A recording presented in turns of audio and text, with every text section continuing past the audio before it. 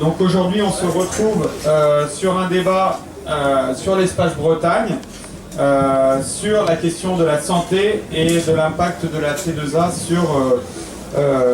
sur à la fois les conditions de travail des personnels et les conditions d'accueil des patients à l'hôpital public. Pour commencer, quelques mots pour vous dire que normalement, à ma place, il y aurait dû avoir Christiane Carreau, donc, qui anime l'atelier santé citoyen Bretagne avec quelques-uns, dont Michel ici présent, mais qui malheureusement, Christiane a le Covid, ce qui prouve que la crise sanitaire n'est pas derrière nous.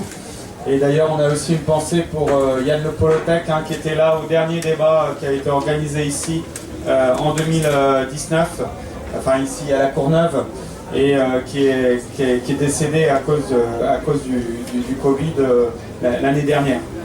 Christiane est sous contrôle, ça ira, mais on a une pensée pour elle parce qu'elle a beaucoup préparé ce débat.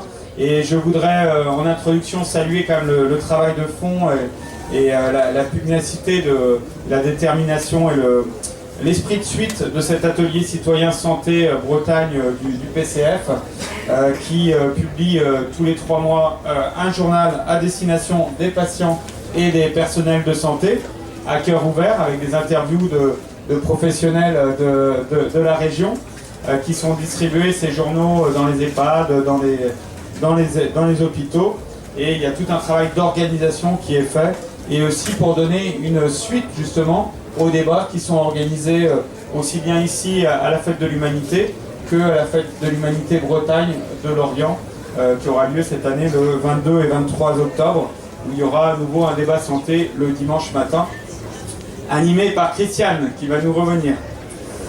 Alors, même du fond de sa chambre d'hôpital, Christiane a rédigé l'introduction de ce débat et voilà, je vais être fidèle à l'introduction qu'elle avait prévue. La fuite des professionnels de santé est inédite dans notre pays, dans un contexte d'austérité plaçant l'hôpital public en grave danger. S'ajoute à cela un système de tarification à l'acte mis en place en 2004 qui éloigne la relation humaine indispensable entre le soignant et le patient. Amama Bouraba, ici présente, considère au contraire que le soignant ne peut juste entrer dans une chambre d'hôpital. Elle écrit, c'est dans le flyer qui présente le débat, ici et sur la table, « Le soignant a besoin d'une relation humaine avec son patient. La douleur ne se mesure pas avec un thermomètre. Elle se mesure lors de l'entretien avec le patient. Cela fait partie des métiers humains. Le soignant a besoin d'un temps particulier avec son patient. Il ne peut pas rentrer dans une chambre d'hôpital pour juste faire des actes techniques et puis en sortir parce qu'il a un temps chronométré et déterminé à consacrer à son patient. Cela n'est pas plus acceptable pour les soignants. » Donc c'est l'extrait d'une interview d'Amama Bouraba dans l'Humanité le 17 juin 2022. Amama Bouraba a été donc interviewée par l'Humanité parce qu'elle a écrit et dirigé un texte aussi collectif qui recueille des témoignages de professionnels de santé dont le titre est « Rendre le soin aux soignants ». Et si vous voulez, après le débat, vous pourrez vous procurer le livre au prix de 23 €. Il y en a plusieurs à vendre. Je reprends le fil de mon introduction. Donc aujourd'hui, nous vous proposons d'examiner ce système de la tarification à l'acte, la T2A, véritable cheval de Troie au cœur du système hospitalier public qui détruit les bases mêmes des professions de santé publique, qui met en concurrence les unités de soins entre elles pour déterminer les budgets.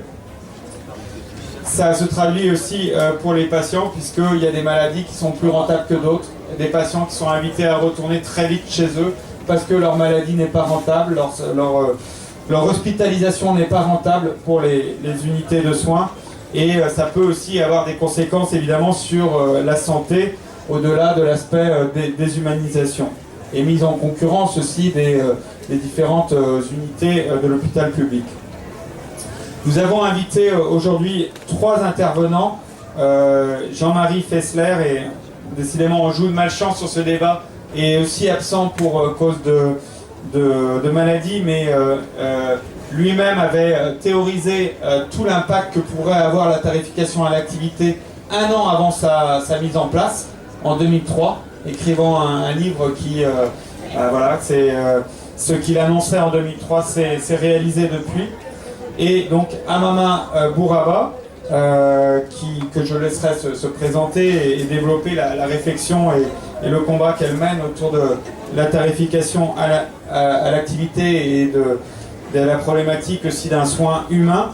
Et Fabien Cohen, avec qui nous avons déjà organisé plusieurs débats, qui est responsable de la commission santé co-responsable de la commission santé du PCF, et qui a été lui-même directeur d'un centre de santé et qui connaît bien toutes ces questions et qui interviendra donc après Amama pour développer les positions du Parti communiste sur le sujet.